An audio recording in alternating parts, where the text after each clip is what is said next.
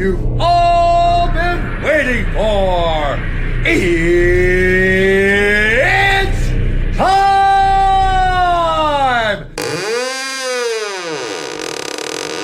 Welcome to the show where the screams collide, where blood runs cold and the shadows hide. Each week a fight, two films will clash. Last week's champ, will it burn to ash? The Roasted Snow Horror Show, where fear and gore will always flow. One film wins, one must go. The Roasted Snow Horror Show. Lights go down, the fight begins. Which nightmare takes the final win? You pick your side, we'll break it down. The Roasted Snow, the goriest showdown.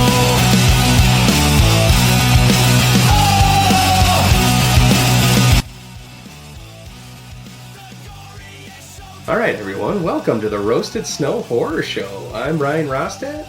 Everybody thinks my last name is Roasted, and I'm here with my good buddy and co-host, the Snowman, Chris Snow. So, Roasted Snow, that's how we go, and this is where Fear and Dread go head-to-head. How you doing, buddy? I'm fantastic, my man. How are you?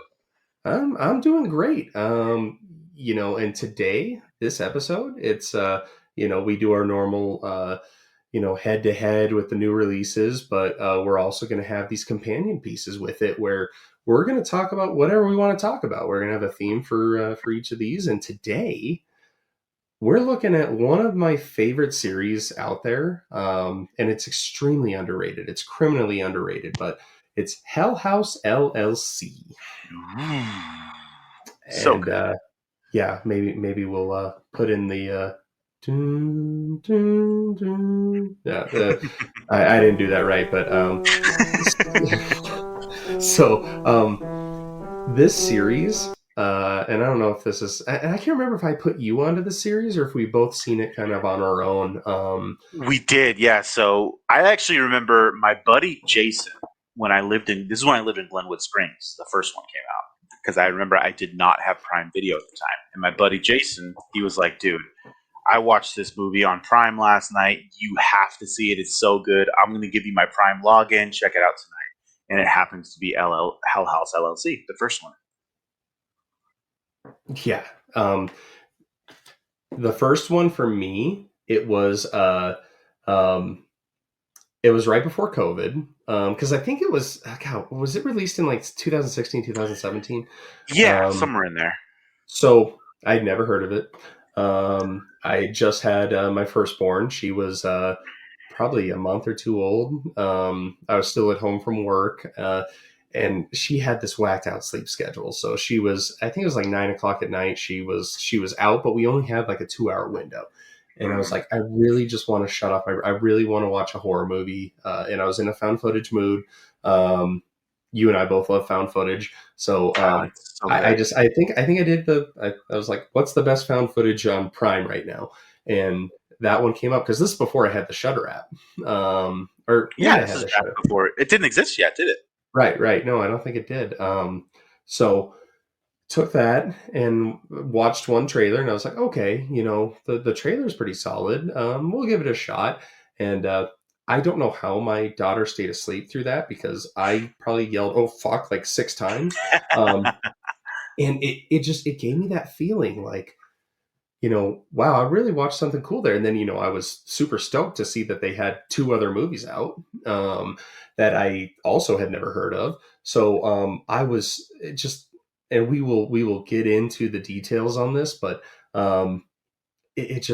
not many movies truly scare me and truly I don't want to watch. And even in the later sequels, like I watched a couple on my phone because, when you have younger children, you don't always get to watch when and where you want to. Yep. So, and it would get to a point where I would put my phone further away from me so I wouldn't see, because you got the headphones in, you're like, there's a jump scare. This is going to do nothing for me, but it's kind of like when you're driving and you turn down the radio so you can see better. So that's we what all do it. I do that. right. So that's kind of what it was. And I think even as just a standalone, Hell House LLC is bomb. They in the sequels they do a lot of world building and some lore behind everything. And sometimes it hits, sometimes it doesn't.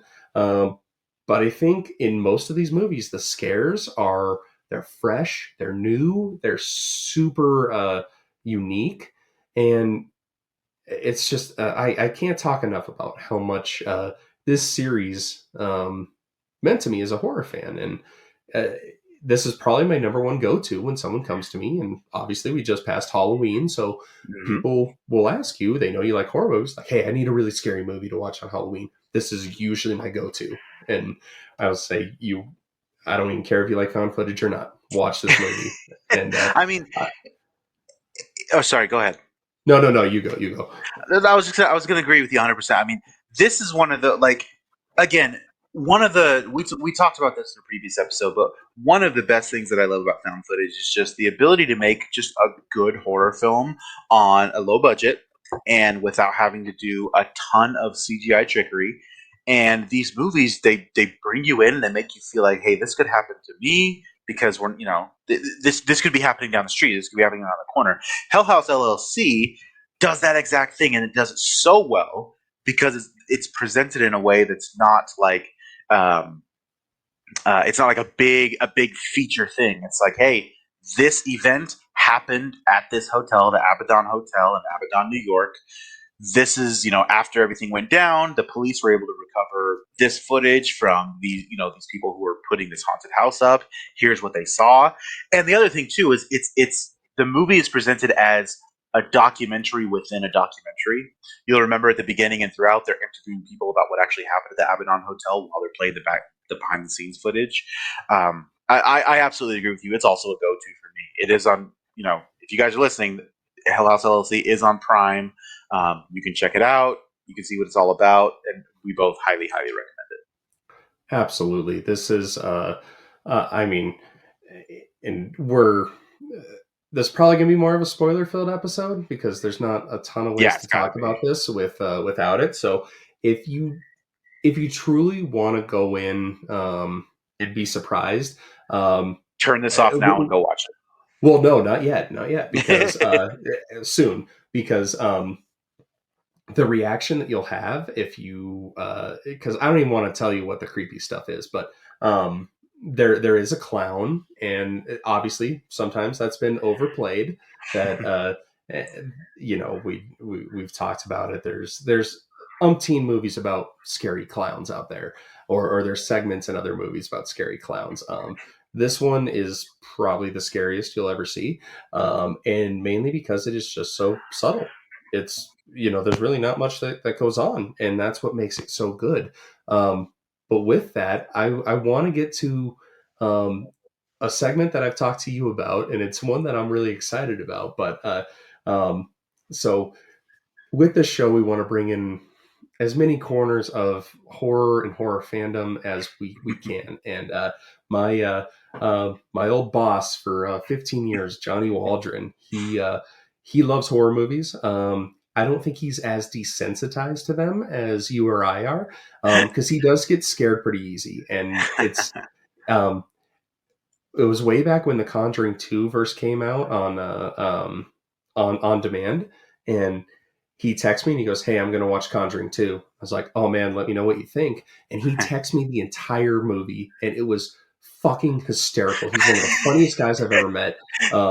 And I remember like his older brother wanted like a story about him, and I just sent him the screenshots that he sent me, and he's like, "Oh my god, this is fucking gold." And so with doing this podcast, I asked him, I was like, "Hey, I thought it was really funny when you live texted me about The Conjuring too. And what if I gave you a title that you've never seen, and could you just live text me that, and if it's good, maybe you'll put it on the show." And he's like, "Oh yeah, no, hell yeah, I'll do that." So of course, again, this is my go-to, and I knew that we were going to be talking about this, so I'm like, there's no way he's seen this movie ever.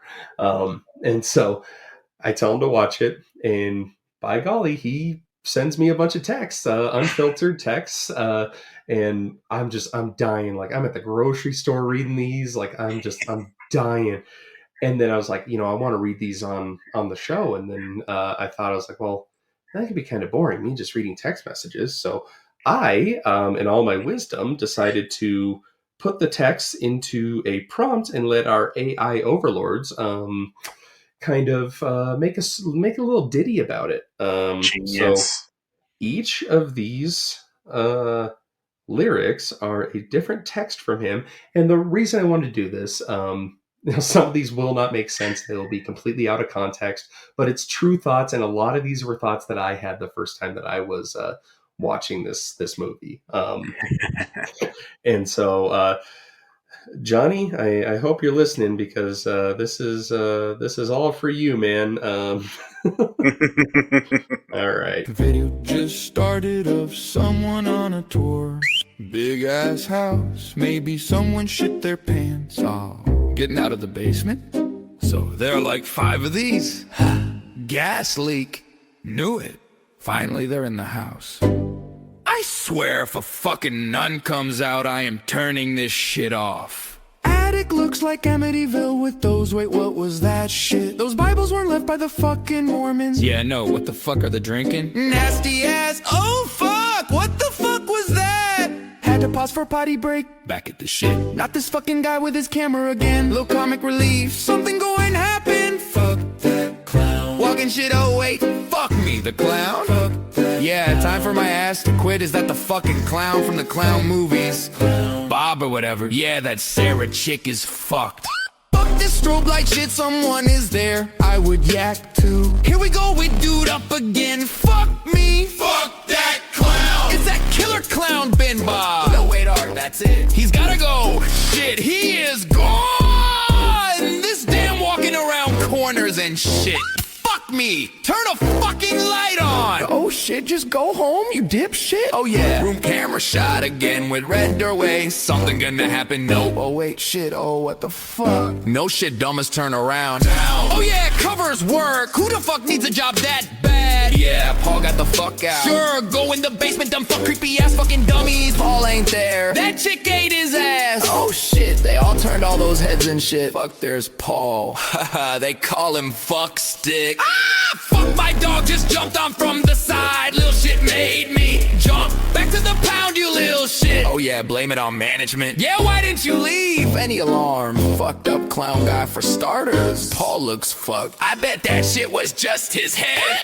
Demon buffet lines up outside. Doors and 10 bitches. Sure, Paul's still sleeping. Fucking touch his ass. That dude is dead as fuck. Something fucking with that chick hanging.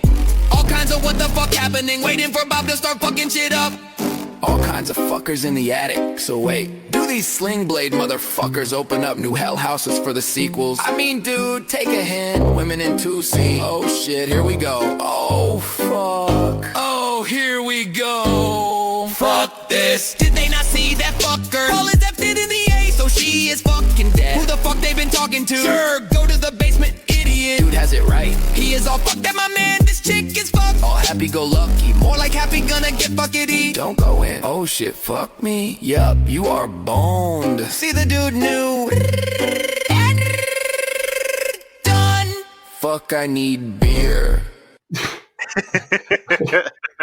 Like, You said that to me last week, Ryan. I was listening. I think I listened to it like 3 times. I listen to it daily. I kind of want to make it into a music video with just clips of the movie in it. But so my favorite part about that, though, is he keeps calling the clown Bob, and I'm like, he's like from the clown movies. And I texted him. I was like, who the hell are you talking about, Bob? And he goes, no, the black and white clown. And I'm like, what are you talking about? And he's like, oh no, Art. And I was like, Art, oh, okay, Art the clown.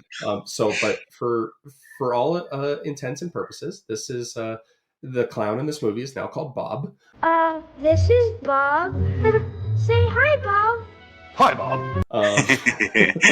But yeah, and it's just if you've seen the movie and you heard that, you know exactly what parts he's talking about. I don't think it gave like too many spoilers. I don't think I gave really any if you're listening to it out of context, but No. those are thoughts that you're going to have in that movie. Probably not as funny as that turned out to be, because it is a really scary movie, and it doesn't have a lot of gore, doesn't have a lot of it's a low budget thing, so it's truly just relies on scares and dread and all that. So John, if you guys like that, we'll keep that segment going. I just got to find movies that he hasn't seen. But yeah, he is unfiltered as it can get. But if you ever watch a movie with him, he's awesome. But yeah, thank you, John, for that, and glad to have your AI song on the show here. Top Shout of the out, charts. John. Shout out, Johnny. So I guess with that, do you have any other closing remarks before we get into this in chronological order here? No, man, I'm really glad to be talking about these ones. I mean, again, going back to what we said in the last episode, I love I love good found footage. I love what they do. I love watching them. This is also a go-to of mine. I think I've seen it like 4 or 5 times. I'll continuously watch this film because I love it. So I'm really happy to talk about it today.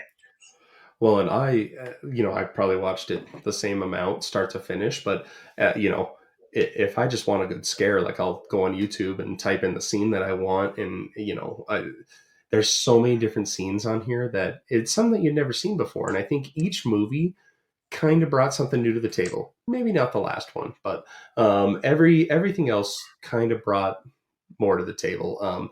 So we'll get right into it. If you haven't seen it and want to see it, you can turn us off now and then come back to this episode after you finish them, or after you finish one, you can listen to us talk about that. If you have no intention of watching these movies, but still want to know about them, then feel free to listen. We will tell you everything that we can about them, what we liked, what we didn't like. But we'll get straight started with Hell House LLC, the first one. So, like Chris said, this starts out in a documentary style, and they're talking about this tragedy at the Abaddon Hotel, I believe in 2009, I think. Okay. And I mean, forgive me, because, it's, 2009, 2010, something like that. Oh, and even if you watch these a week ago, like, you're still going to forget stuff. So basically, it's the opening night of this haunted house. The haunted house is called Hell House LLC, and it's taking place at the abandoned Abaddon Hotel. That's all the info that you get. There's a tragedy. 15 people die, which already sets you back a little bit, and you're like, what's going to happen here? And the only footage that you get is from this group that goes in, and they're I don't know if they're filming it for YouTube or what, but they. So you follow their POV from going into the house, and then all of a sudden stuff starts to go wrong. There's cast members running the other way, and they even say, they're like, "Oh, this is opening night jitters," or opening night malfunctions. And so then they go through the house and they get to the basement, and a flock of people are coming up the stairs. Like they cannot get anywhere. So you don't see anything that happens. You just know something bad happened in that basement, and that's where it leaves off. And this documentary crew wants to find out what happened at Hell House, and they have tapes from the haunted house crew, because again, in a found footage movie, you have to explain why you're filming everything. This one, they're finding a new location for their haunted house, which sounds like they've done this quite a few years in the past, and they really needed a hit this year. Yeah, they're like a traveling haunted house crew. Right. And they, their leader, Alex, he takes them to this place called the Abaddon Hotel, which has been closed forever. And they do their walkthrough, and it's supposedly haunted, which, they love. And they're psyched because everything in there is creepy. Like, they're like, we don't have to buy like any props. These are awesome. Like, we have everything possible that we could want here. And you get to know a little bit about the characters and kind of their motivations, and that it is a tight-knit group, but they do get annoyed with each other. And you kind of get the sense that if this haunted house fails, then, this whole venture is going to go up in smoke. So there is a lot of pressure there. And the rest of the middle chunk of the film goes through their setup, and I'll let you talk a little bit about what what's some of the surprises in there that they encounter. Yeah, man. I mean, rule number one: if you're setting up and building a haunted house or an abandoned hotel, don't sleep there. Jesus Christ, you don't know the rules? Like, work there during the day and then go somewhere else at night. The whole everything that has happened at that hotel and leading up to why it's abandoned in the first place is kind of something that they start to uncover as things progress. And this one particularly, how many? I think there's 5 of them. I think it's a guy and his 3 friends and his girlfriend are the crew. And as the days go by and as things escalate, the girlfriend starts getting the how do I call them, the Jack tendencies, Jack from The Shining tendencies. She'll just phase out and just kind of be staring at something for a long while, and then when they go and try to Here's Johnny. and then when they try to rouse her, she's like, "Wait, what?" She doesn't even realize what she was doing. That kind of thing. They have this scary piano noise.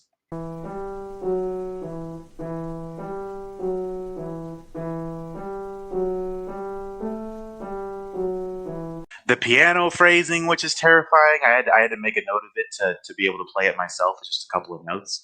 But I mean, the things really kick off during that piano. I don't know if you remember, but the dude is playing the keys, and then he stands up, and the piano continues to play them. That's kind of when things just start to go wrong.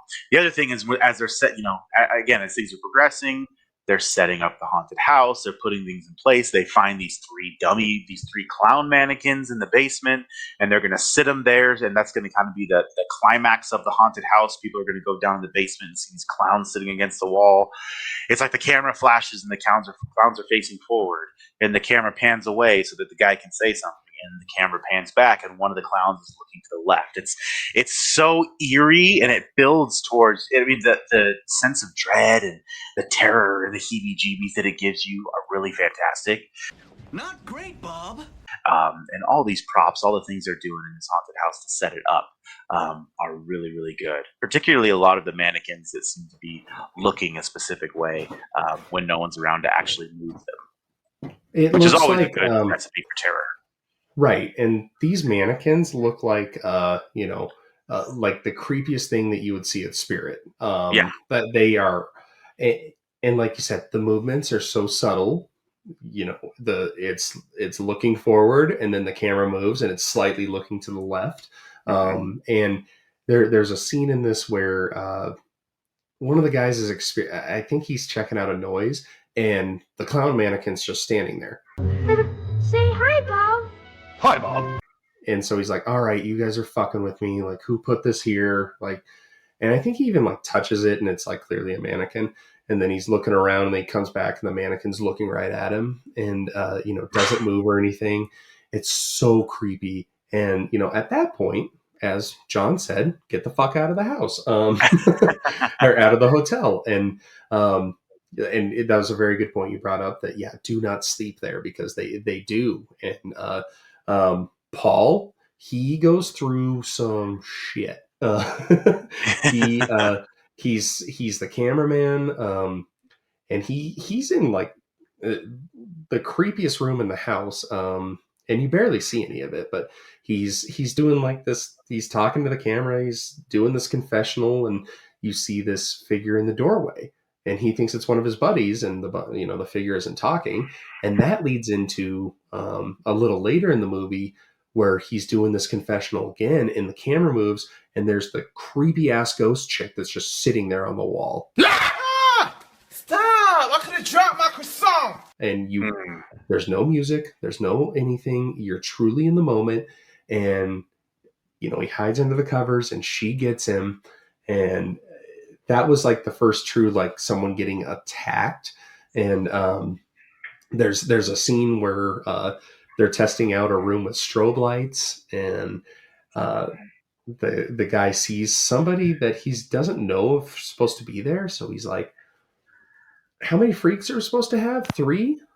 Or are we supposed to have 4? And they go, no, 3. So, then he tries confirming to get out of there. 3 freaks. Yep.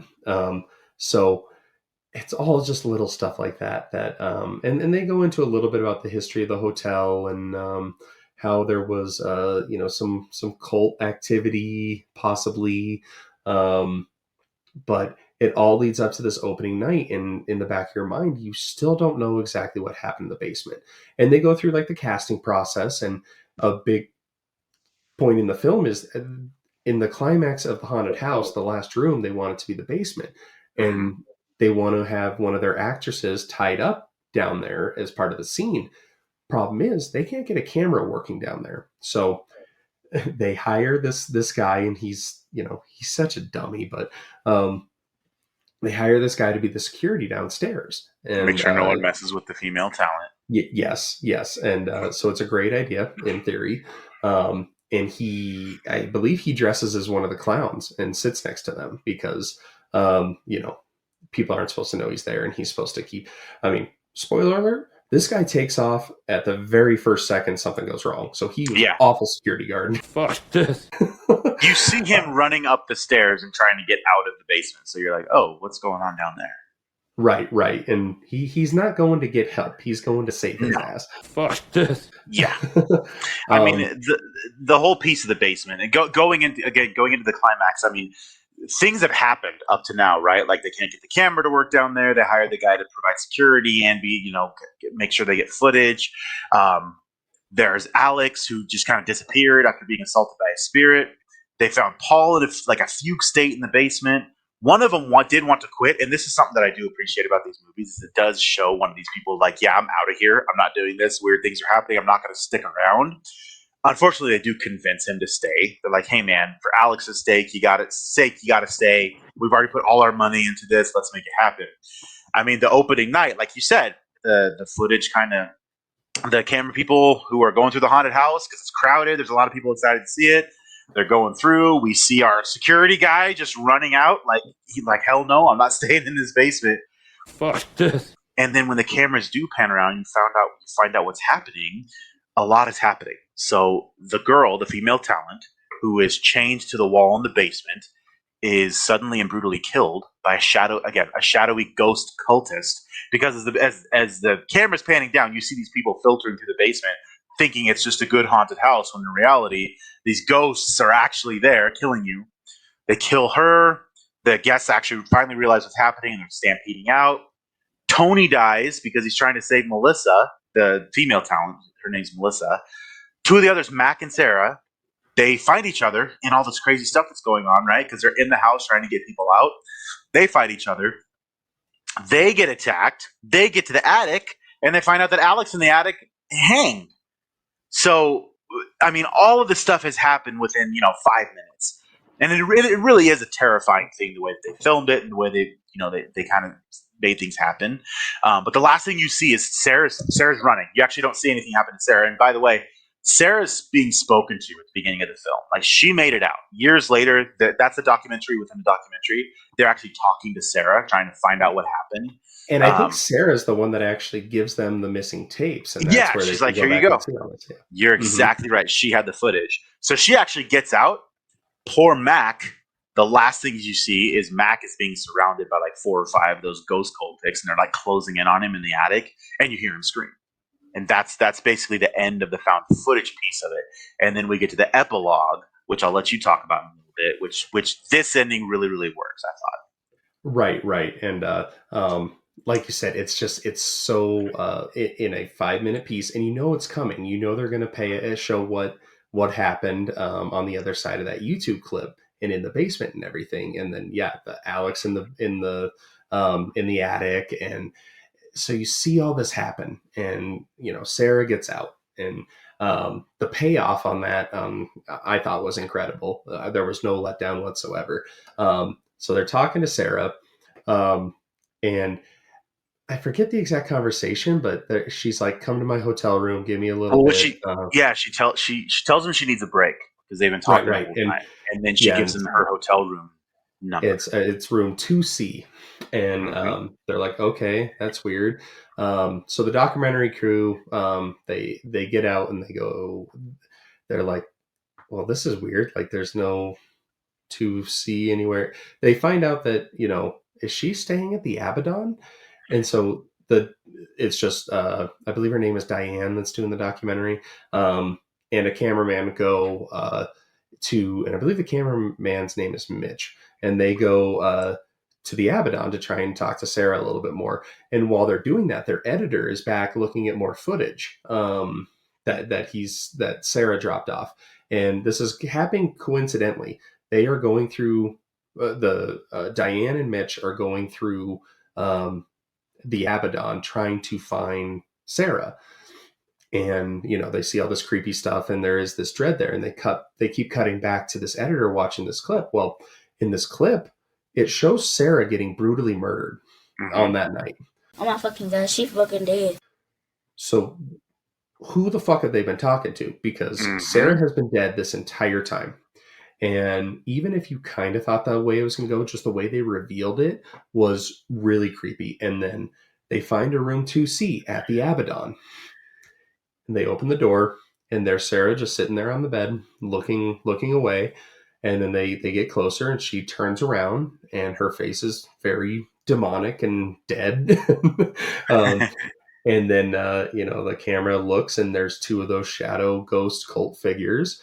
And that is basically where the movie ends. Unless I'm missing something, I believe that's right where it ends. Yeah. No, you're hitting on it. They Mitch finds that extra footage, sees that Sarah is actually dead, and then the next scene is those poor folks, Diana and her cameraman, opening up the door, and there's Sarah sitting there, and she turns around, and that's the end of that. And Sarah plays it so well when she's giving this interview for this documentary. Yeah, she's almost catatonic or like in a fugue state. Yeah, clearly this person just went through the worst experience anyone could go through, watching all their friends die and be haunted and all this. And then you just find out that, hey, because the whole thing with this hotel, it wants people to show up. It wants souls. It wants people. And they get into that a little bit more. But there is really nothing negative I can say about this movie, which is rare. I've been trying to think of something negative to say. I have a couple negative things for the next couple installments, but I was going to say, as we end this one, it kind of sets us up perfectly to jump right into Hell. As you guys know, there's 4 films out, so we're going to talk about it here. That ends the first film and sets up. There's 5. 5. Excuse me.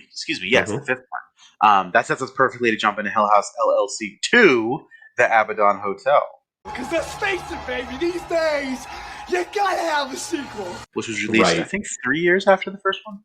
Right, and usually they happen a lot quicker than that, especially and this low budget. It's a cult favorite in found footage. So the second one, and again, I think the first 4. I mean, obviously there's some that are better than the others, but I don't. And they're all the found footage. I still would recommend them all to everyone. There's not one that I'd say out of these first 4 at least that you could skip. So the second one, this is where the world building really starts. And this one starts off with there's a couple different stories going on. The first one is this mom is talking to this documentary crew about, again, it's another documentary crew, about how her son went to go to the Abaddon Hotel, because now it's been a thing. It's a viral challenge. Hi, I'm Johnny Knoxville. Welcome to Jackass. I'm going to go step into the Abaddon Hotel because for whatever reason it's still there. No one gives a fuck. But no one's torn it down. Right. And so they find the footage left over from her son. She can't watch it, but obviously us as the audience can watch it. And he talks about how they're all in the dining room. They're all there, and none of them have eyes. And so it's really creepy because you're just watching him talk in this random corner of the hotel, and he is he's not in a good state. And so obviously, he gets taken by the hotel, and they do a cool little backstory here where I believe it's the mom that's I heard that song playing, that wasn't the first time I'd heard that song. And they go back to like a Christmas from his childhood, and you hear that creepy piano and that song playing. So there's already that connection there. And then they go into a couple other stories, and they say there's still this mystery of the Abaddon, the mystery of the Hell House crew, and there's this other kid that goes to do this. I'm going to go sneak into Hell House, ha ha ha. And this is probably my favorite scene in the movie, but he goes in through a back door that just opens up on its own. It's already you're put off, and it's during the middle of the day, so clearly they're trying to set the thing in horror movies. Hey, if the sun is shining, everybody's safe. Not the case. And he is filming it all, and he walks into the house and kind of looks around a little bit and is going to leave, and he turns around and there's a staircase that is cut off by the ceiling, and all you can see is 2 feet and a shin up to the knee. And I think he says something like, "I'll just go now." Yeah. And then I'll be going now. Yeah. And then the camera just stays there. And the documentary crew comes on, they go, he stood there for however many hours until the battery on the camera ran out. So it's like, clearly shit's going on here. And then there's a video of this couple, and they pick up a hitchhiker. And I believe the hitchhiker is Sarah, who says, yeah, I just live up here at the Abaddon. And they're like, the fuck? No one lives at the Abaddon. And, so there's those couple little stories, but the true narrative here, and it throws you off because then they go to this, I think it's called like Morning Mystery Show, and they're talking about Hell House, and Alex is there. You're like, oh, what? And the whole debate on this is that they just made up the whole Hell House thing to sell tickets and to boost DVD sales and all that. And there's a clairvoyant that's there on the set. Wish I could talk to ghosts. That'd be sweet. And there's some guy from the town of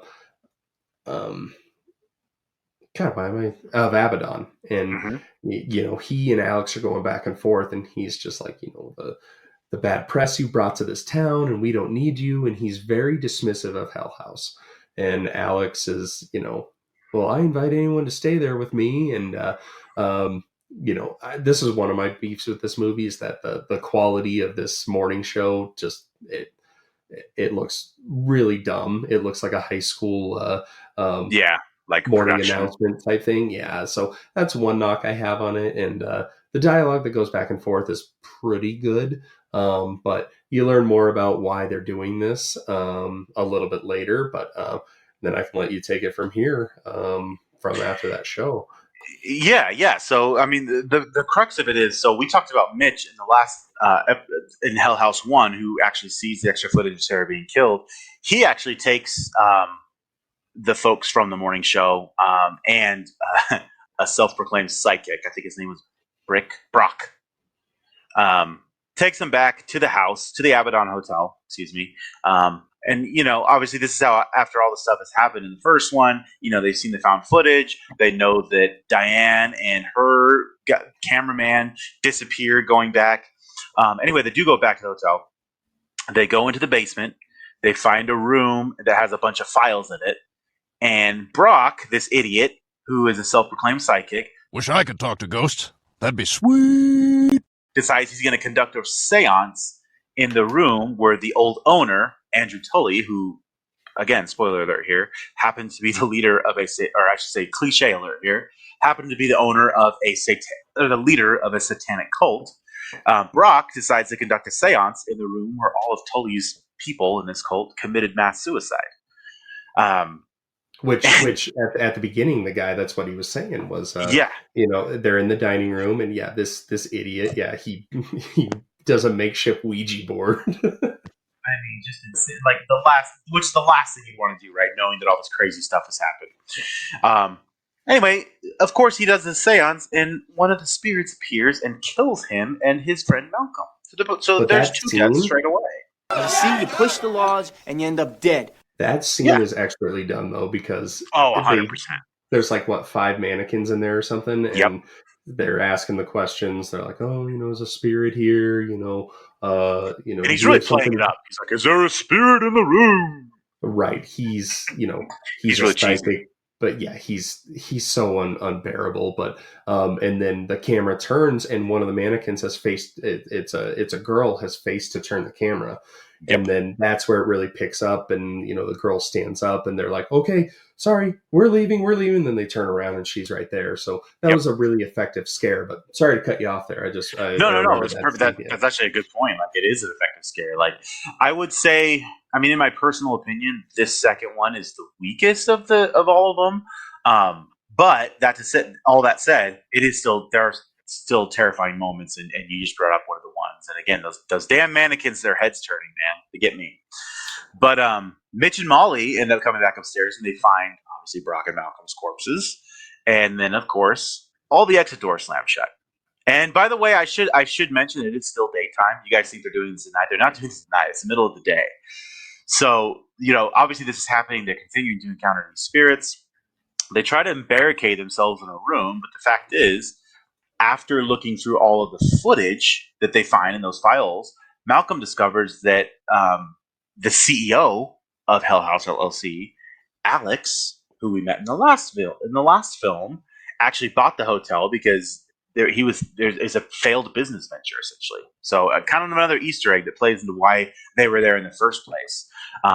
In the first film, he completely lied to the crew, and the mysterious guy that Alex eventually actually bought the hotel from, hint, hint, it's Andrew Tully, convinces him to convert it into a haunted house. So going back to what you said earlier, Ryan, like the whole this house, or excuse me, this hotel is, as it's haunted, it's looking for souls. It wants souls brought in. It wants people to come in here and die. Like it feeds on that energy, right? And that's that kind of leads, as we get to the climax. The lights shut off. Obviously, there's 2 more souls left. 3 more souls. And then after they find a note that says that Molly's in the basement, I think. And they go down there, and lo and behold, I'll never forget this part. She's lying on one of the clown mannequins. We talked about the stinking clown mannequins. They're back. They're not going away. They're a key part of this film franchise. She's lying on top of one of them. There's a pentagram on the wall, and that pentagram completely collapses. And there's like a red tunnel, I think, behind it. And then things cut off. Mitch wakes up, and they're all 3 of them are tied to chairs. So we're reaching the climax here. Like, all this has happened within about 5 or 10 minutes. So I know I'm kind of speeding through it, but the climax is really what matters the most. I'll kind of let you take it from here, because he wakes up, they're all tied to chairs, and lo and behold, there's Andrew Tully, the dead leader of the cult. And we've met him before. Hey, I've seen this one. We have. Which I still thought this reveal was pretty cool. At the beginning, when they're doing the morning mysteries, and there's douchebag Brock, Brick, whatever the hell his name is, Alex, and then the townsman that doesn't want anyone there for Hell House. That is actually Andrew Tully, and obviously now looking back after you've seen it, you're like, okay, he told people not to go there. What does anyone do when you tell them not to do something? They're gonna fucking do it. So he wants more souls for his Lake of Fire, which is the title of the third movie. So again, I thought that reveal was pretty good, even though the production value was crap.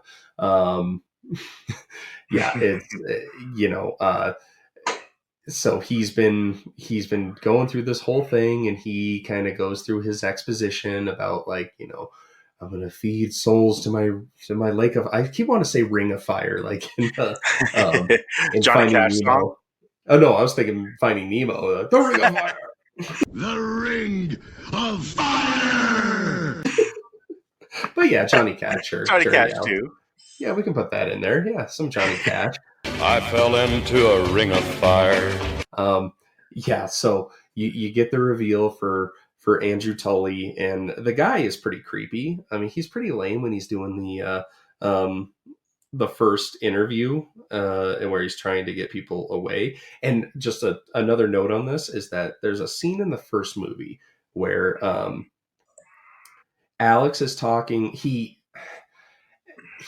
I think he whispers something to one of his crew, and it's about the hotel and what everything is about to do there. And you don't find out about that conversation yet until this movie. And then there's also a scene in that first one, where Alex is talking to somebody about this venture, and the camera keeps cutting out. It keeps cutting out. Well, you find out that he was talking to Andrew Tully, and like you said, yeah, he buys the hotel from him, and does this, and God, it's just this ending. It's not the best, but you already mentioned like Mitchell's catatonic, and then it cuts, and Jessica is seemingly a lone survivor. She's in a police station. And what is it? The officer is what, her ghost that died at the hotel too? Yeah, because Tully basically he killed Molly, and then he forces Mitchell. He's like, you have to choose either That's right. or Jessica can become a spirit in this house that lure people in and sacrifice, just like Sarah did in the first one. Right. And so, which is a fucked up choice you have to make. But Talk about Sophie's choice, man. Crazy. Yeah. And so again, it's kind of along the lines of the first movie and that twist ending. Obviously, you get some more backstory on why the hotel is the way it is. And I agree with you here. It's initially I had Lake of Fire behind this one, but after rewatching them,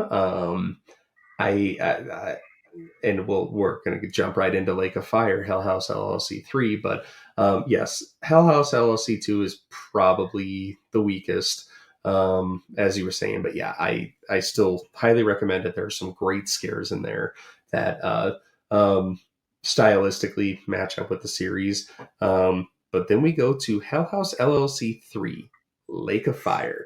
And this one goes back to whereas in the first movie, it's about these guys trying to put on a haunted house in the hotel. The hotel is scheduled for demolishment. Finally, how many other people have to die here or go missing? And but this movie takes place in the hotel, so it doesn't get demolished because our guy, he is he's an internet mogul. He buys the hotel. Yep, Russell Wynn, and he buys the hotel to put on a live interactive walkthrough type play experience called Insomnia. I don't think you've seen it, sir. It's an entirely new play. And that's where this. What a crazy idea! Can I just say that? Oh yeah, go for it. What an insane! It's just an insane idea. Like all this insanity has happened at this place. This guy's like, well, you know what the best way to spend my money will be? Let me buy it and then do exactly what got a bunch of people killed in the past. Right. And and what's funny is they go through and they interview all these cast members that are going to be part of this performance, and they're like, did you watch the Hell House LLC documentary? And they're like, no, why would I? I'm here. The smart thing that they do here, though, is that Russell only has a couple rules. There are certain rules. And one of them is you never go in the hotel without me here. And so they don't sleep there. They don't do any of that. They do some dumb shit because, of course, there's a scene here where I believe they're all just like drinking outside. In I can't remember if it's a trailer or they're not in the hotel, but basically they're playing Truth or Dare, and they tell one of the girls like, "Hey, I dare you to go into the house with a camera and touch one of the mannequins in the basement." Again, the clown mannequins. This is Bob. Say hi, Bob. Hi, Bob. Like you said, they're back. They ain't going anywhere. They're all over. Yep. And she takes the camera and she goes through the house or the hotel. I keep wanting to say house because the layout is like a house. It doesn't. It really look like is. a hotel. Yeah. No. It almost feels like a house that was converted into a hotel. Right. More like an old bed a and breakfast that you'd find in a country. Exactly. And so she takes the camera and goes and goes down to the basement, and she's not just going to touch one of the clown mannequins. She goes to the middle one and lays a big smooch on him, and turns to the camera and goes like, "How about that?" And then she kind of backs up, and she sees that the main clown mannequin, Bob, he's staring right at her now, and he wasn't a second ago. So she slowly starts to back up, and then Bob stands up, and she books it out of there. And that's just one of the scares in there. That I think initially when I saw this is that I didn't like about it is when they're going through kind of what this live performance is going to be. They're in that one room that's super bright. And I forget where it goes in I think they're trying to make it like a Dante's Inferno type play. Like, they're trying to make it something like that. And I just thought like the lighting on it was like not consistent with a Hell House movie. But after going back and rewatching a couple of those scenes, like there's one, I forget what character, because there's also this documentary crew that's following them with, Vanessa, is the I think she's the new host of that morning mystery show, and she's going through and she gets full access to go through the hotel and everything. And she goes through this bright room, and there's like a random hand that just pops out, and it's just like this like stop motion type thing, and it's really unsettling. I don't know if you can speak to that at all. Your feelings on that? Yeah, they're setting this whole thing up, and similar to the first one, right? Like as they're gearing up to do this Insomnia play, and this I don't even know if I call it a play, like a live interactive experience, I think is what Russ calls it. There's plenty of these things that happen that put it in everyone's minds like that they need to leave. I mean, Isabel, one of the characters, I think her name's Isabel. Is it Isabel and Isabel and Vanessa? Isabel encounters, she freaking finds Sarah from the first movie, the ghost of Sarah, and she's like, okay, screw this, I'm out. She quits. And then, like, they keep trying to tell Russ about all this stuff. Like, hey, man, things are getting out of control. There's hands in the walls. One of the clown mannequins, like, there's clown mannequins in the basement that are moving. We need to not do this. But, of course, Russ is that idiot, savant guy who wants to savant's not the right word, but he's the guy that spent the money. He wants to put the play on, and he's like, nope, we're doing it anyway. And even though one of the other guys wants to leave, even Vanessa, the girl, she chooses to stay, even after seeing all this stuff. I mean, it's leading up to it. I always want to say suspension of belief, but of course that's part of the movie, right? Is people have to stay around because something has to happen. But I always just put myself in their shoes. I'm just like, man, all this stuff happening, there's no chance you'd be able to get me to stay. There's no chance. Anyway, the night before the show, I think Vanessa, she's told by Russ that she shouldn't come, but he doesn't tell her why. And Russ is kind of acting weird at this point, by the way. It's the night before the show. Vanessa chases him down, and you see Russell whisper something to her. And then she goes and tells one of the other cast members that they need to see Father Paulus. And like this is they're starting to get a lot of people here, and you're starting to wonder, like, okay, where is this going? Because we feel like we're kind of losing the plot. What's actually happening? But come to find out that Russell, the guy that bought the hotel and wants to put on this play, he's planning to just completely liquidate all his assets for charity after the performance. So they're pretty shocked upon learning that.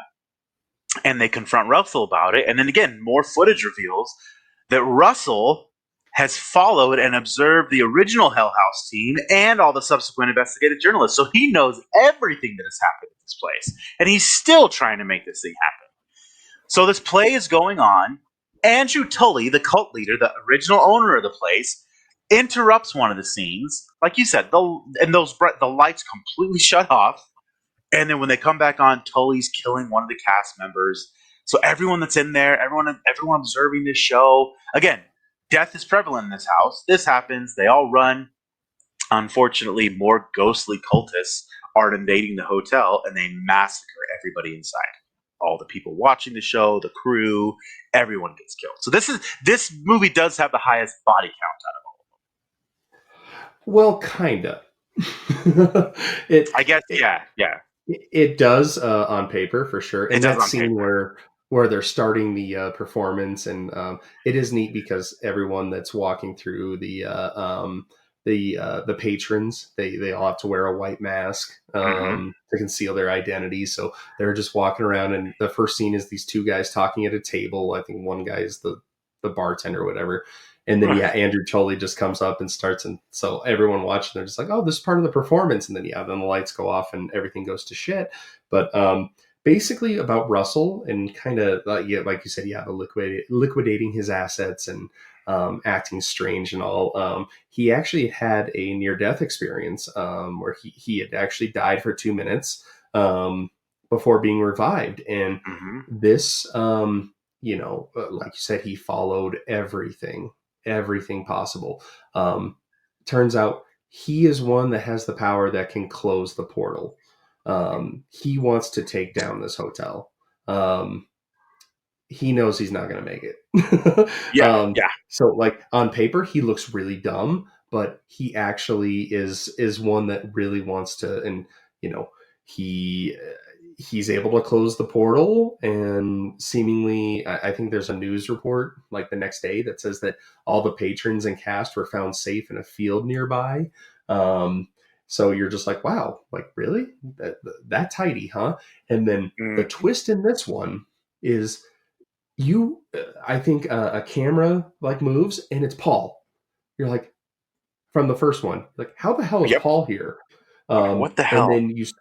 then you slowly start to see all the other crew members from the first Hell House LLC, and it's very light, and they're in the hotel, but they're just like, are you guys okay? They're like, yeah, no, we're good.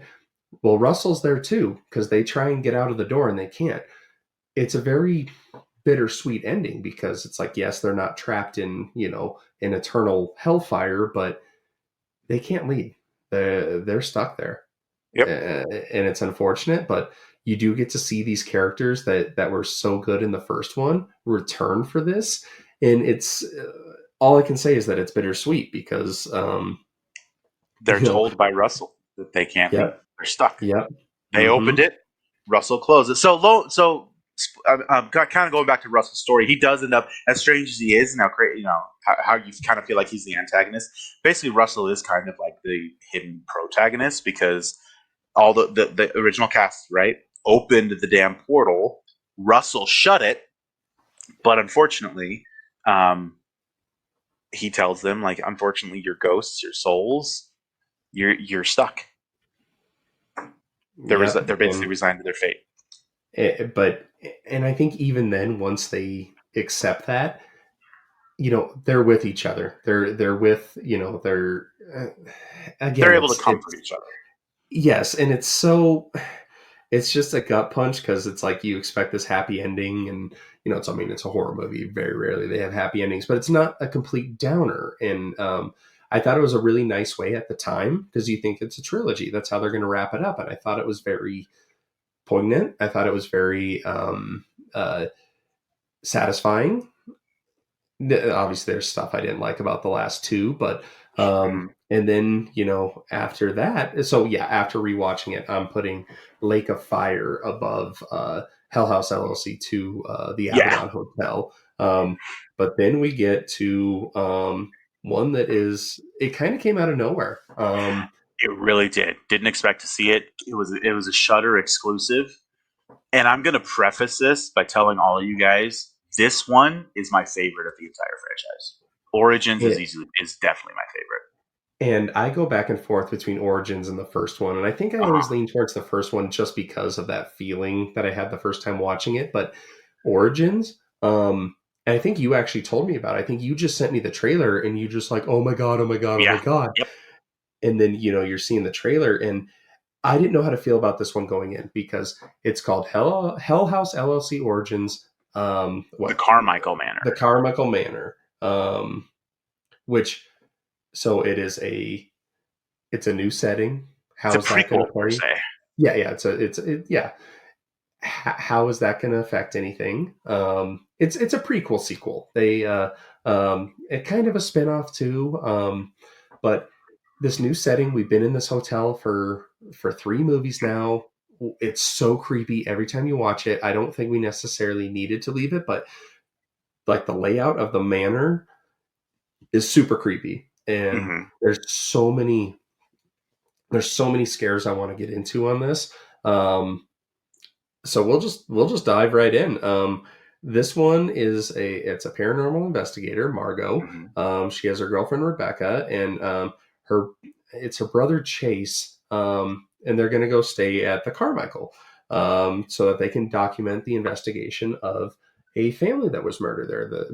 Which, by the way, we should say that the Carmichael Manor is close. It's close to the Abaddon Hotel. Right. Like, It's kind of in the same area. It's in what, upstate New York? Yeah, Somewhere upstate. it's in that area. And I believe Chase, the brother, they're tagging him along because I believe he just got out of rehab. Like, he was in some trouble. In rehab. Rehab? Rehab. Rehab? Oh, rehab. Okay, I got it. And so he's kind of third wheeling it with Margot and Rebecca there. And they go to investigate this house. Arthur and his son Patrick essentially were the primary suspects, and I believe the whole issue on this is that there was no break-in, and they also couldn't tell anyone fleeing because there weren't any footprints in the snow leaving the house the night of the murders. So there's already this this feeling of suspense, and all right, we already know this is a Hell House movie, so there's going to be something paranormal going on. So, sorry, I need to get my thoughts together here. So, and then Margot kind of says how her interest in the paranormal began because a man tried to abduct her at a carnival when she was a child, which we find out, later that it's, I believe it's like, what, the Rockford Carnival or something. The carnival plays a big role going forward, but and they found her locked in God, in the house. They find Locked room. It's a locked storage room with all the family's belongings, including Bob and his 2 buddies, the clown mannequins. So already you're like, okay, this is a new setting, and it was in the poster too. You could see the clown face, but you see that, and it's like, all right, this is gonna get jacked up again. Bob's gonna fuck some shit up again. Yeah. Not great, Bob. So Margot and Rebecca, I forget exactly why, but they go out into town and they end up seeing some artifacts from the Abaddon Hotel at some antique store. And Rebecca sees this grandfather clock, and she discovers some film, some papers, and a cross pennant that it's in this weird hidden compartment in the grandfather clock. And I think even because it's a mockumentary going on too, and I think even the narrator of that goes, I wonder if any of this would have happened if they didn't find that clock. So you're like, uh-oh, the hell is going on with the clock? What the fuck is that? Meanwhile, this whole time, Chase, the guy who's just back from rehab, he's at the house all by himself, and this is really where the movie starts to take off into the creep factor. Because again, this is during the day, and he's just at this house alone. He's got a camera, and obviously the whole explanation is paranormal investigation, film everything, the found footage cliche. So he finds does he go into the room and he sees the clowns and they move? It goes back to again Bob, because the girls are in town at the antique store, and then he is at home and he's disturbed by just the movement of those stinking clowns. Right. So he hears a noise and he's talking to the camera, and so it's this big sense of dread following him around this place. And I'm trying to remember everything that happens here because yeah, he's disrupted by some movement, and because the clowns move a little bit, and then he sees does he see a masked woman? Is that it? And Yeah, she's this is where down the the masked woman hallway, shows up. right? Isn't she down the hallway? It's the scariest. It's the scariest shot in horror. You look down a hallway, and there's a ghoulish figure at the end of it, looking back at you. Mm-hmm. And I believe he starts slowly making his way down the hallway because like her hand goes like away from the door frame and kind of hides. And before he can get there, I think Rebecca and Margot show back up. And he's like, oh, like, no, I saw this chick. And um, you know, Margot is super excited about that because she wants to catch something. It's Margot, right? Because one of them, is it Rebecca that doesn't like believe in all this stuff or doesn't want to put all this time into it? Rebecca. Yep. Yep, because Margot's all about it. So then Chase is obviously like, this place is haunted. And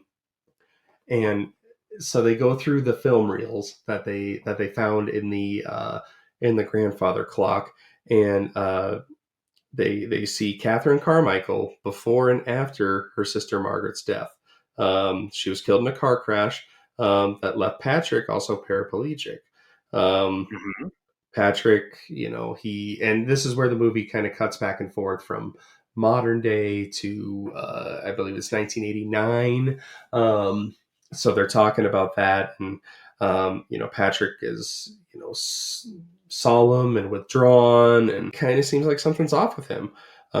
Catherine gave him a pendant to protect him.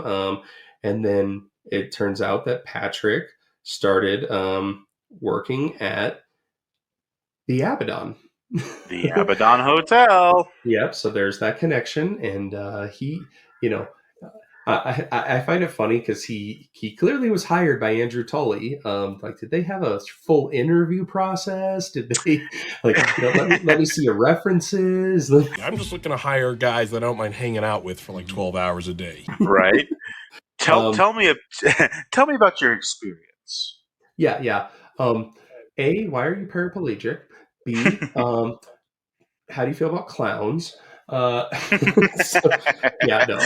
think tell me your thoughts on satanic cults. Right. What's your biggest strength and weakness? I just find that funny. And basically the cult, what is it? They go through this reel, they get in the house and they kill Catherine. Yeah, I mean, Margaret's ghost ultimately kills Catherine. Mm-hmm. Yep. Because they want to resurrect Margaret. That's kind of the hope of him joining, Patrick joining the Abaddon and ultimately Andrew's cult. He wants to resurrect Margaret. But sure enough, her ghost actually ends up killing Catherine. Right. And then the next scene is probably my second favorite scene in the entire series.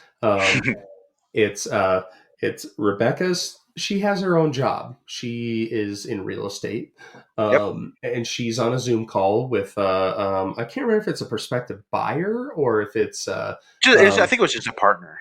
Just a partner, yeah. And so they're going through pictures of some houses that they want to list, and there's one picture, and it's in the entryway of the Carmichael Manor, and she's like, "Oh, well, that's weird. That's not the house we were looking at. That's the house I'm staying at."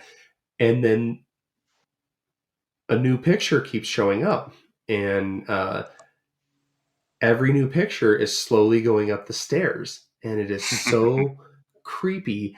It's so well done. Yeah, and Rebecca's like, "I'm not clicking anything, so I don't know what this is. This is weird." And once I'm trying my best to explain it. It's just picture by picture, and it's from the point of view of the laptop. So you're watching this through the Zoom screen. So each new click, you see one step forward, and it's going up the stairs. And then it turns the corner, and you can see into the room that Rebecca's doing the Zoom, and you see her on the computer. Her back's to the door. Yeah. Right. Her back's to the door. Keeps getting closer and closer. And then one shot, there is, I believe it's Catherine's ghost that's standing next to her. And you're like, holy crap. And even then, Rebecca's like looking to her right, and she's not seeing anything. And then the next picture is the creepiest shot ever of the ghost face right in Rebecca's face. And there's a it's so huge terrifying. jump scare screen. Oh, it's so well done, and just using technology of the time. And that's how this franchise have kept things fresh. In the first one, you have the mannequins. In the second one, you have the social media aspect of it. In the third one, you have the play. And then in this one, you have a Zoom interview that is terrifying. And I remember watching that scene for the first time, and it's just, God, it's just so creepy. It's genuinely scary. Like, it's genuinely scary. You'll jump out of your skin. Stop! I could have dropped my croissant. When you're not, because it slows things down. And it's building the tension because it's the pictures are getting closer, closer, closer, closer, and then she clicks the next one, and the ghost face is right there. And it reminds me of when you're watching in the Lost World when they're trying to dig out the back and the raptor just jumps right underneath, right at them. I'll never forget that the whole theater jumped when I was a kid watching that movie. I did the same thing watching this one. That freaking face, man. Oh yeah, and the face, it's not just like a ghost. It is like her face is fucked up. Yeah. It's not just a pale face. No, right. It's pale, but there's things to 12 it. cuts on it. Yeah, like, and it is so scary, and that's what made this movie for me was that scene. And then from there, if you kind of want to go over to it, because I believe Chase just, he kind of just like pieces out. He disappears. Yeah. So Chase was the first to see Margaret's ghost earlier. Obviously, earlier when she saw her mask. And Chase has kind of been haunted by her, from then up to here. And incidentally, Rebecca, after having this happen to her, she convinces Margot to leave the manor. She's finally like, we gotta get out of here. This is something's going on. We gotta leave. And Margot agrees, but they're gonna leave in the morning. But that night, Chase completely disappears. And you do see, like, Margot finds the footage of what he was recording because he's like, what's going on? He woke up in the middle of the night. He's recording. He's using the night. He's using the flashlight in the night to see what's going on. And the footage that she recovers shows that Chase was being stalked by one of those damn clown mannequins. Fucking Bob. Fucking Bob, dude. I'm telling you, this guy. And that clown did end up catching him and killing him. So that was enough for her. It is the middle of the night. They're like, all right, we're out of here right now. Her and Rebecca, and things are going crazy at this point. Like the tension is hyped up. The clowns are at the end of the hall. Margot and Rebecca are like, screw it, we're out of here. They try to leave the house. They go out to the car, and of course, the car battery's dead. And they did do the smart thing. They're like, screw it, we're walking. We're not going to stay here. So they try to walk to the nearest town, but unfortunately, they're forced back to the manor after being harassed by, lo and behold, the ghostly cult members. Those guys just show up at the worst times in all of these films. They show up at the worst times, just antagonize these poor people. From out of nowhere! Well, and that scene is also done really well because it's in the woods. It's during the daytime again. Like, you shouldn't be scared during the daytime, and then just the way you see their dark figures in the distance, and they're absolutely they're forced back to the manor. Yep, force them back to the manor. I mean, and they get back there, right? And they start getting text messages. Now, this is another thing that horror films can do really well, right? They get these text messages from Chase that make them, again, they flee. They're like, let's get to the car. We got to get to the car. Hoping that, there might be something out there, that Chase will be out there, whatever. But they get to the car. The cult members are surrounding them. So they leave the car again, run back inside, because there's nowhere else they can go at this point. I mean, they're being completely surrounded. They're able to get back in the manor.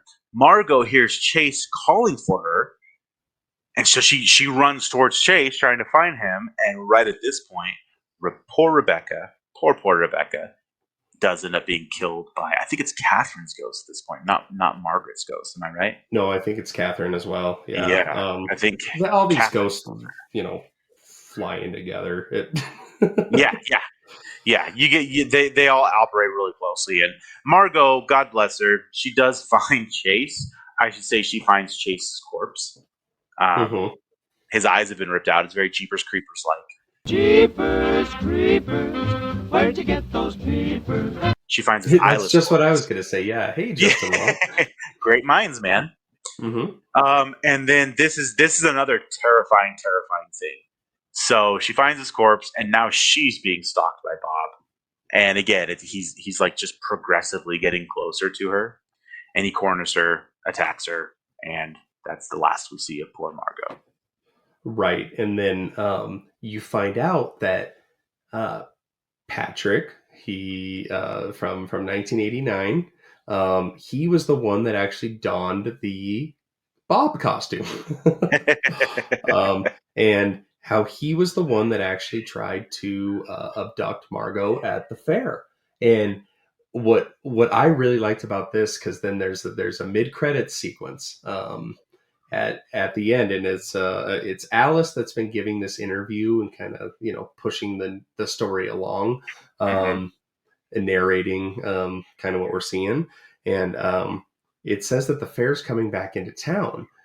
The person off camera tells her that, and then she's like, okay, that's weird. And as she gets up, you can see just very subtly there's a clown peeking through the window behind her, and that's how it ends. And oh man, that was so good. And like you said, it's your favorite. It is Hell House LLC is 1A, and this is 1B. Just because it came out later, you weren't expecting it, didn't even think it was necessary, and then you watch it, and it's like the world building that they do on it is really, really fantastic. And now it was last Friday, a Halloween, maybe even Thursday, the final chapter came out. Hell House LLC Lineage. Which we were both excited about. And I don't know if you had known about it, but I had known about it, that it was going to not be found footage, that it was going to be more of a true traditional narrative storytelling experience. It did have a small theatrical release. And Cognetti, the director, he had talked about for a while how he kind of wanted to move away from found footage. And so already that kind of turned off diehards, at least me. And we haven't talked about this at all. We both just watched it, at least I assume. And I don't know. This one, I'm still trying to process it, because you kind of got more questions than answers on this one. Right. Does that sound accurate? That sounds completely accurate. My biggest thing is, as much as I thought going into Origins how that was unnecessary, I felt like this one actually turned out to be unnecessary. This is like, easily the weakest of all of them. I think I said that about Hell House number 2. I was kind of thinking of the first 4. I would say that this one is definitely the weakest of them all. I mean, like I said, it really leaves you with more questions than answers. I mean, we go back to Vanessa, right? And she's kind of trying to understand things. But like you said, without the found footage style, I mean, the found footage style is kind of what makes these films work, because it's all these people who are experiencing what happened at the Abaddon Hotel. This one, the perspectives, it puts us back in the third person perspective, and it just loses something with that. You know what I'm saying? It loses, and without a lot of that. Yeah, the plot was a little too convoluted without having that first person perspective. I mean, it was kind of hard to follow.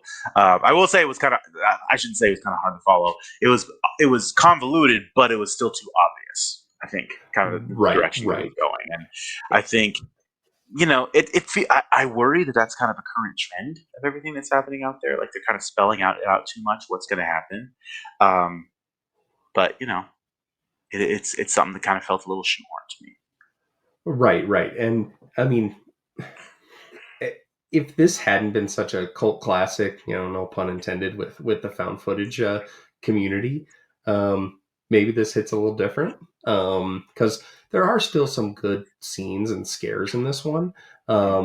It's just, Yeah, a lot of it is just like you just gave me information that I did not really need or want, or like you said, they go back to somebody from Hell House LLC 3. Yeah, Vanessa, and obviously she survived that near death experience, and I feel like, obviously we had some questions after Carmichael and how truly that ties into one another.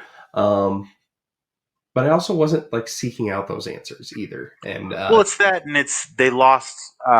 The intrigue and the mystery is kind of what drives these films forward. In this one, the clowns are just fully alive, killing people. It's almost like a slasher flick, the The clowns one are just scene, fully alive. the one scene where they're not, it's which, I mean, I don't even know how much I want to get into the plot on this one, because if you were going to skip one, this is probably the one to skip. Yeah. It, I mean, essentially, it does get a little weird. It had a little bit of a Final Destination feel on it too, Yeah, I just can feel that. because of everyone that is connected, and like basically the car crash that killed Margaret. It was done by this group of inebriated people, and that's who the clowns are going after, are any descendants and any people that were involved in that crash. And so they do the scene where and this is the one I'm talking about, where it was probably the most effective in the movie, but you get drunk guy going out to his car after the carnival, and the lights turn on, and so he goes back and he sees there's some cash on the back counter on one of these the carnival games, the rigged ones. It's this huge stack of cash. So he goes into the booth, and he sees our old buddy Bob just sitting there, and he's just looking as menacing as ever. And this was a really cool scene because he goes to grab the money, and then he turns back to look at Bob, and it's just ever so slightly you see Bob's head turn back to where it was. And that was effective. But then there's scenes where Bob and the clowns, they're full on walking towards them, and that took away from the entire subtlety and creepiness of it, because now you're like, as creepy as that might be seeing it once, because you're not used to seeing these clowns actually walk and actually attack you. It just didn't hit for me. Yeah, I mean, they really went down a Final Destination lane in this one. Like you said, in the van that killed Margaret, they're basically killing everyone who is descendants of the people who were in that van. You know what I mean? Comes to turn out that Vanessa is one of those descendants, but she had a twin brother who died at birth, so that one's evened out or whatever. I mean, it just really felt like they were reaching. I don't want to say that everything about this movie was bad. I mean, like you said, there's certainly good moments, and it does have some good jump scares in it. But it felt less of like an intriguing found footage film to me, and more of a slasher revenge film. Because now we've moved away from, hey, there's a haunting and a satanic cult that worked at this hotel, or that functioned at this hotel, and is now haunting the hotel and is killing people who come to the hotel. And it's now the three clowns that we've come familiar with are now hunting down the people who killed Margaret. You know what I mean? It doesn't flow for me. It's just unnecessary. That's I was like, I already saw Final Destination Bloodlines. I don't need to watch. I don't need that again. Right. And especially going away from the formula that everybody loved, that's what made this successful. And I get wanting to switch it up, and you already did that with bringing in Carmichael and in a new setting and new characters that really hit all the right notes. And I would have much rather had a continuation of that in that same style. And like you said, convoluted is, I think that's a light way of putting it, is every 5 seconds there's a new, like, oh, this person was connected to this person was connected to that person. And even that, I don't even really want to get into the plot all that much. I'm still trying to process it and figure out why they thought this was a good idea. I don't want to say it was a cash grab, because I do think Cognetti knows what he's doing. It's his baby. He's been very successful at it. It's just like, you took a stab and you completely missed. And I just hope it doesn't kill it entirely, but it might. So in my mind, I'm fine at ending at Origins. Yeah, agreed. It feels like the Star Wars sequels to me. I'm fine with episodes 1 through 6, and everything after that just it doesn't exist for me. Right. And I'm I'll go over the ending a little bit. Basically, Alice and a priest want to do a exorcism, and there's some cool things here. Like there's, I believe it's The way the Margaret. priest dies, I will say, is pretty That's baller. it's pretty gnarly. Yeah, he gets she like goes straight into his throat, and yeah, it just she fucks him up. roadhouses him. Right? Exactly. Yep. Mm-hmm. Roadhouse. Roadhouse. Yeah, they so they do that, and then, like you mentioned, Vanessa is a twin, and I believe she has a vision of Patrick and his dad Arthur, and they're they're going through the clown stuff, and the dad says, like, she knows, she and the other knows, and he's like, who's the other? Well, it turns out her long lost brother, who was dead but not dead, is actually our good buddy Mitchell. And I don't even know if you caught it. I had to look it up, and because he's messing with a car outside, and it's the car the bloggers were using. Exactly. And so he was connected there again. Cool, I guess. But the last line of the movie is her going, Mitchell, and that's how it ends. I do not care what happens to anyone in this. Do not care. And I feel like our time was warranted on the movies that deserved it. Still, I mean, check it out. Maybe you like it more than I do. I would say if it functions, if you look at it as sort of an epilogue to everything that's happened, you can kind of get away with like, it's a little bit of an addition. It doesn't take anything away from the first 4. But if you're looking at it as a true continuation and it's something you're going to enjoy as much as the first 4, I don't think you're going to feel that way. Right. It's just not as good as the first 4. Yeah. So there's no reason to really care for anyone. No, and I think that's the worst thing a movie can do is you just leave going, eh. Like, at least if you hate it, you can, people hate watch sports all the time. Yeah, it is. Yeah, think of The Room. Oh, hi, Mark. Oh, hi, Mark. Oh, hi, Mark. Yeah, I did not hit her. I did You're not. tearing me apart, Lisa. You are tearing me apart, Lisa! Those things can exist. Unfortunately, this movie isn't one of them. Oh, God. Oh, man. I wish The Room was a horror movie so we could talk about it. Oh, it's so good. We could probably, a passion project would be, a passion project would be, we could, like, recut it as a horror film. My favorite one, and I send it to my brother every March 1st, is him wearing a leprechaun hat, and he goes, "Oh, hi, March." I can't talk about it. It's private. Anyway, how was your sex life? No, I can't. Anyway, how is your sex life? It's just the strangest film. Oh, he goes into the flower shop, and thanks, Johnny, you're my favorite customer. Here you go. That's me. How much is it? It'll be $18. Here you go. Keep the change. Hi, doggy. You're my favorite customer. Hi, Johnny. I didn't know it was you. He's wearing black. He's got his black hair. Man. Man. And he's they're like, she was beaten by her boyfriend. She almost died. What a story, Mark. I used to know a girl. She had a dozen guys.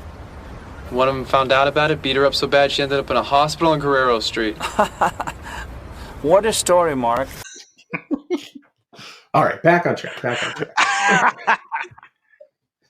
So, that is Hell House LLC. Boom. You can obviously tell where our passions lie with this, just by the way we were able to talk about it. I feel like obviously 1 and 4 are the best, and 2 and 3, those aren't any slouches.